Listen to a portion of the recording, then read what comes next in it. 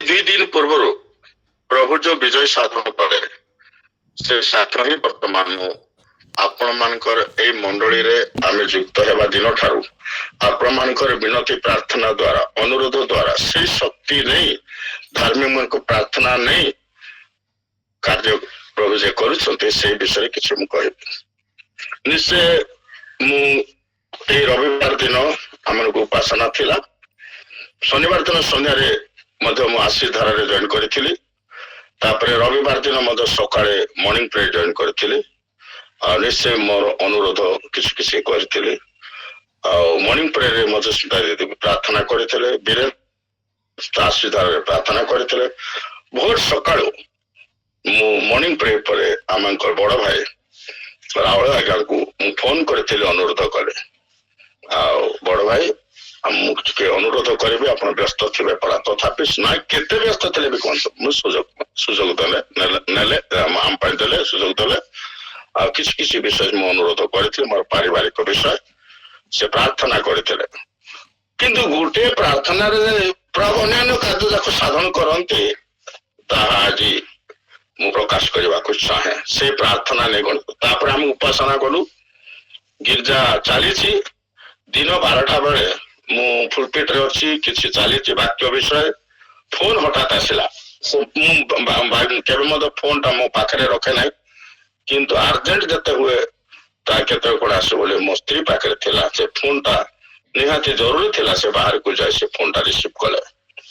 ଏହି ସ୍ଥାନରୁ ପ୍ରାୟ 50 କିଲୋମିଟର ଦୂର ହେବ ପାଳାଖିଣ୍ଡରୁ ଜଣେ ମା, ବିଧବା ମା, ତାର ଏଜ 60 ରୁ 70 ଭିତରେ ହେବ।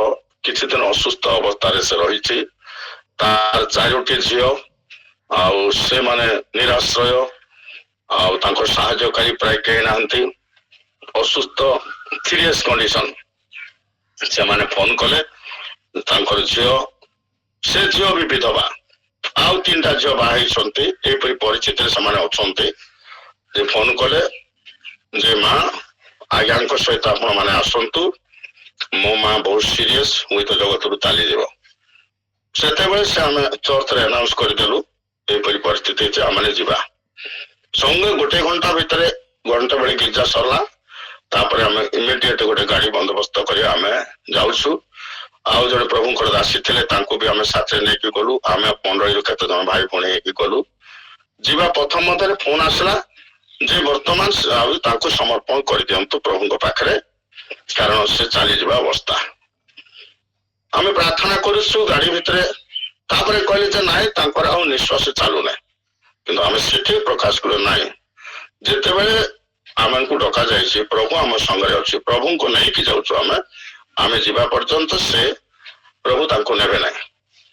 ଏଇଟା ଆମ ସେ ସାହସ ହେଇକି ଆମେ ଗଲା ପରେ, ତାଙ୍କ ସହିତ ସାକ୍ଷାତ କଲା ପରେ, କିଛି ତାଙ୍କୁ ଅବଶ୍ୟ ଆମେ କଥା କହିଲା ପରେ, ପୁଣି ସେ ପରିବାର କିଛି କଥା କହିଲା, ପ୍ରଭୁଙ୍କ ପାଖରେ ଆମେ ସମର୍ପଣ କରିବା, ପ୍ରଭୁ ଚିତ୍ର ନେବ। ଏଇଟା ଆମ ବିଶ୍ୱାସରେ ଆମେ ଯାଉଛୁ।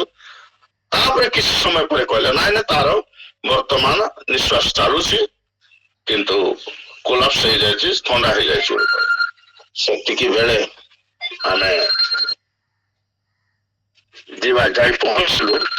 ପହଞ୍ଚିଲା ପରେ ସଙ୍ଗେ ସଙ୍ଗେ ସେ ସ୍ଥାନରେ ଆମେ ଦେଖିଲୁ ପ୍ରକୃତରେ ସେଇ ଘଟଣା ହେଇଛି। ଆମେ ପହଞ୍ଚିଲା ପରେ ତାଙ୍କୁ କହିଲୁ, ସେ ମତେ ଭାଣିଜୀ ହେବ, ଆଉ ମତେ ସବୁବେଳେ ଏସ୍ଆଇ ମାମା ବୋଲି ଡାକିବ, ପୋଲିସ ଏସ୍ଆଇ ମାମା ବୋଲି ଡାକିବ। ଆମେ ସମସ୍ତେ ଅଛୁ, ତାଙ୍କ ସମସ୍ତେ କନ୍ଦା ଉବା କରୁଛନ୍ତି। ପିଲାମାନେ କହିଲେ କାହିଁକି କାନ୍ଦୁଛ? କାନ୍ଦିବାରେ କିଛି ନାହିଁ, ତମେ ମାଙ୍କର ସେବା ଏତେ ଦିନ କରିଛ, ପ୍ରଭୁଙ୍କ ଇଚ୍ଛା, ଆମ ହାତରେ କିଛି ନାହିଁ, ତମେ ଚିନ୍ତା କର ନାହିଁ, ପ୍ରଭୁ ଅଛନ୍ତି। ପ୍ରଭୁ ତ ଆଉ ନିଜେ ସେ ସାହାଯ୍ୟ କରିବେ। ବାପା ଚାଲି ଯାଇଛନ୍ତି, ମା ବି ଏବେ ଚାଲିଗଲେ, ଆମର କେହି ନାହିଁ ବୋଲି ସେମାନେ ଜଗତ ହିସାବରେ ବର୍ଣ୍ଣନା କରୁଛନ୍ତି। ତାପରେ ତାଙ୍କୁ ଡାକିଲି, ମା ମା ମା ବୋଲି ଡାକିଲି। ସେତେବେଳେ ସେ ଆଖି ଖୋଲିଲେ। ମୁଁ କିଏ, ମତେ ଚିହ୍ନି ପାରୁଛ? ହଁ। ଚାଲିଗଲା। କିଏ ଚିହ୍ନି ପାରୁଛ? ନାଇଁ, ଏସ୍ଆଇ ମାମା, ଏସ୍ଆଇ ମାମା ବୋଲି। ଆଉ ସେ କହିଲେ। ସେତେବେଳେ ଆମେ ପ୍ରାର୍ଥନା କଲୁ। ପ୍ରାର୍ଥନା କରିକି ପ୍ରଭୁଙ୍କ ହାତରେ ଆମେ ସମର୍ପଣ କରିଦେଲୁ। ତୁମେ କଣ ଚାହୁଁଛ? ନାଇଁ, ପ୍ରଭୁ ପାଖରେ। ସେତେବେଳେ ଆମେ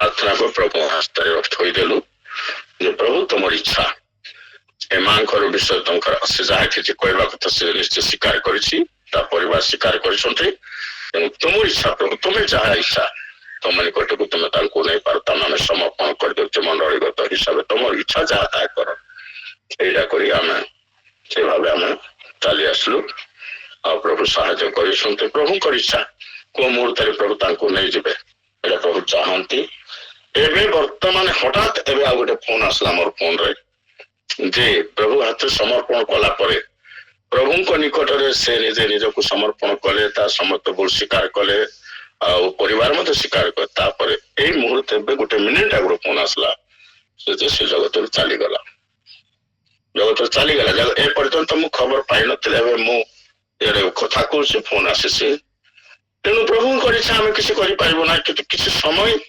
ପ୍ରଭୁ ପ୍ରାର୍ଥନା ଶୁଣିଲେ ତାଙ୍କର ଜୀବନକୁ ସେ ପ୍ରସ୍ତୁତ କଲେ ପ୍ରଭୁ ଠାରେ ନିଜକୁ କନଫେସ କରିପାରିଲେ ଆହୁରି ଯାହା କିଛି ଜୀବନରେ ସେ କହିପାର ଆଉ ପ୍ରାର୍ଥନା ପ୍ରଭୁ ଶୁଣି ସୁନ୍ଦର ଭାବେ ପ୍ରଭୁ ତାଙ୍କୁ ଆଜି ଏଇ ମୁହୂର୍ତ୍ତରେ ତାକୁ ନେଇଛନ୍ତି ସେ ସମସ୍ତ କାର୍ଯ୍ୟରେ ପ୍ରଭୁ ସାହାଯ୍ୟ କରନ୍ତୁ ଆଉ ଏଇ ହେଲା ମୋ ସାକ୍ଷ୍ୟ ଆମକୁ ନେଇକରି କରିଥିଲେ ପ୍ରଭୁ ଏଇ ସାକ୍ଷ୍ୟରେ ପ୍ରଭୁ ଆଶୀର୍ବାଦ କରନ୍ତୁ ଆମେ ଅତି ଶୀଘ୍ର ପ୍ରସ୍ତୁତ ହେଇ ଆମେ ଯିବାକୁ ପଡିବ ସେ ସମସ୍ତ କାର୍ଯ୍ୟରେ ସହଯୋଗ କରିବାକୁ ପ୍ରେଜ୍ ଦ ଲର୍ଡ ଏବଂ ସେ ପରିବାର ନିମନ୍ତେ ପ୍ରାର୍ଥନା କରିବେ ସାନ୍ତ୍ୱନା ଦିଅନ୍ତୁ ପ୍ରଭୁ ଆଉ ଆମମାନଙ୍କ ପାଇଁ ମଧ୍ୟ ପ୍ରଭୁ ସାହାଯ୍ୟ କରନ୍ତୁ ପ୍ରେଜ୍ ଦ ଲର୍ଡ ଆମେନ୍